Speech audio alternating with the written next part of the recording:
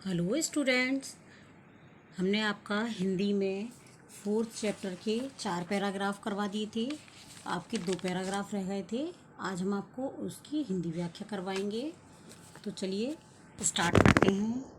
हम भिखमंगों की दुनिया में स्वच्छंद लुटाकर प्यार चले, हम एक निशानी सी उर पर ले असफलता का भार चले। अब अपना और पराया क्या आबाद रहे रुकने वाले, हम स्वयं बंधे थे और स्वयं हम अपने बंधन तोड़ चले।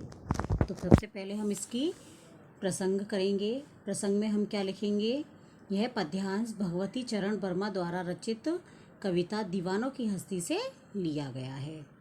इसमें कवि ने क्या बताया है कि चाहे लोग वीरों को कुछ दे ना पाएं, लेकिन वे समाज के सभी लोगों के लिए मंगल कामना करते हुए अपना प्यार लुटाने में संकोच नहीं करते हैं। मतलब कवि बोल रहा है कि चाहे कुछ भी हो, लोगों के पास वीरों को देने के लिए कुछ भी ना हो, तब भी वो अपना प्यार लुटाने में संकोच नहीं करते हैं। इसकी हिंदी व्याख्या है कि कवि ने इस संसार को भिखमंगा कहा है। कवि ने क्या कहा है? लिखा है ना, हम भिखमंगों की दुनिया में। यानी इस संसार को कवि ने भिखमंगा कहा है क्योंकि संसार का स्वभाव है कि वे हमेशा दूसरों से कुछ ना कुछ प्राप्त करना चाहता है। वो ये अपने अपने पास जो चीज़ है उसमें संतुष्ट नहीं है, और अगर किसी और के पास कुछ ज़्यादा होता है तो सोचता है कि उसके पास है तो हमारे पास भी होना चाहिए। हम एक निशानी सी उर पर ले असफलता का भार चले। मतलब किसी को कुछ भी देने का स्वभाव उसमें नहीं है, लेकिन बलिदानी वीर सभी को समान रूप से अपना प्रेम लुटाते चलते हैं। यानी जो सेनानी होते हैं, जो सैनिक होते हैं, उनका जो व्यवहार है सबके प्रति एक समान होता है। उनके हृदय पर एक असफलता की निशानी है कि अत्यधिक प्रयत्न करने के बावजूद भी वह स्वाधीनता प्राप्त ना कर सके। मतलब इसमें ये बताया गया है कि उनके ऊपर केवल एक यही निशानी रह गई है कि उन्होंने कितना भी इतनी कोशिश करने पर भी उन्हें सफलता प्राप्त नहीं हुई है।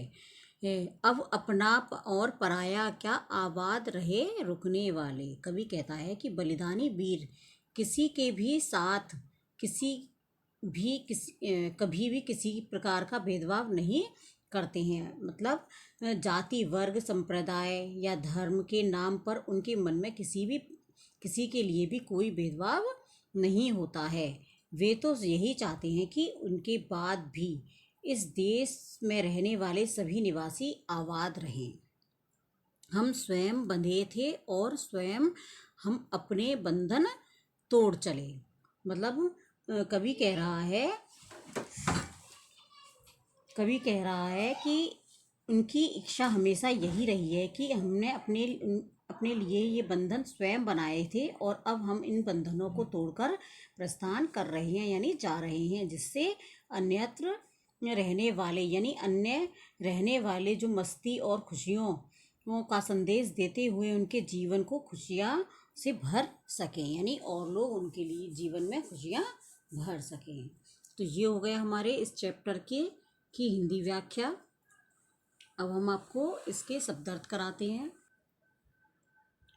देखिए, इसके शब्दार्थ में पहले है दीवाने। दीवाने का अर्थ है स्वतंत्रता सेनानी।